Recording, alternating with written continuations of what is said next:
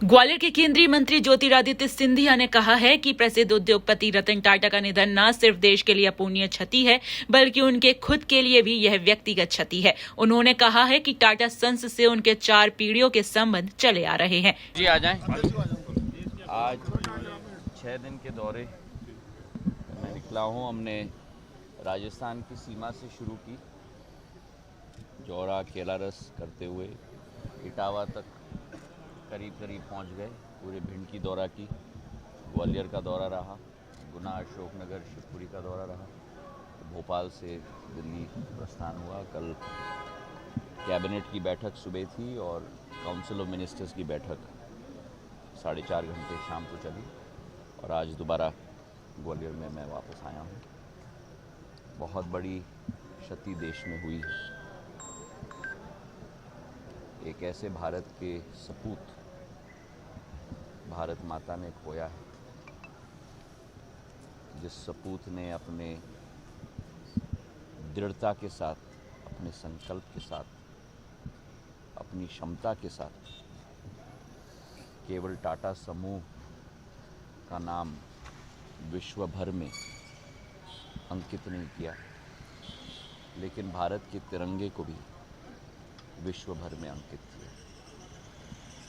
रतन टाटा जी वास्तविक तौर में एक टाइटन थे और बहुत कम लोगों में ये क्षमता होती है रिस्क लेने की और पूर्ण दृढ़ इच्छा शक्ति और संकल्प के साथ वो रिस्क लेने की। और शायद ये क्षमता उनको अपने खून और विरासत में मिली है, क्योंकि यही क्षमता सर जमशेदजी टाटा का था जब उन्होंने टाटा स्टील को स्थापित की। और उस समय में माधव महाराज के साथ उनका संबंध बना। जब टाटा स्टील के स्थापना में माधव महाराज ने भी अपना योगदान किया और यही क्षमता उनके पुत्र JRD टाटा जी में थी। जब आज़ादी के पहले उन्होंने 1942 में एयर इंडिया की शुरुआत की और मेरे आजोबा जीवाजीराव महाराज का संबंध उनके साथ रहा जब आज़ादी के पहले एयर इंडिया को ग्वालियर में भी लेके आए। और वही क्षमता उनके पुत्र रतन टाटा जी में था, जिन्होंने टेटली का एक्विजिशन किया इंग्लैंड में। टाटा टेटली कंपनी बनी। कोरस का एक्विजिशन किया इस्पात के क्षेत्र में टाटा स्टील के द्वारा। टाटा नैनो का प्रोजेक्ट, मतलब आम आदमी के लिए सस्ती गाड़ी बन पाए देश के अंदर, किसी और की कल्पना नहीं हो सकती थी। प्लांट लगाया, उसका उत्पादन किया और फिर जैगुआर लैंड रोवर का भी एक्विजिशन उनके कार्यकाल में हुआ। विश्व की सबसे बड़ी सॉफ्टवेयर की कंपनी TCS की स्थापना की और सबसे महत्वपूर्ण दूरदृष्टिकोण थी, इच्छा शक्ति थी, रिस्क लेने की क्षमता थी और सबसे महत्वपूर्ण बहुत अच्छे आदमी थे। मेरा स्वयं उनके साथ रिश्ता 10 साल की उम्र के साथ शुरुआत हुई, जब मेरे पूज्य पिताजी के साथ मुंबई में बचपन में मैं उनसे कई बार मिला हूँ। और 42 साल का ये सफ़र उनके साथ मेरे लिए अपने जीवन का कई महत्वपूर्ण क्षण रहेंगे। 2016 में हमने उनको ग्वालियर में आमंत्रित किया था सिंधिया स्कूल के वार्षिक उत्सव के लिए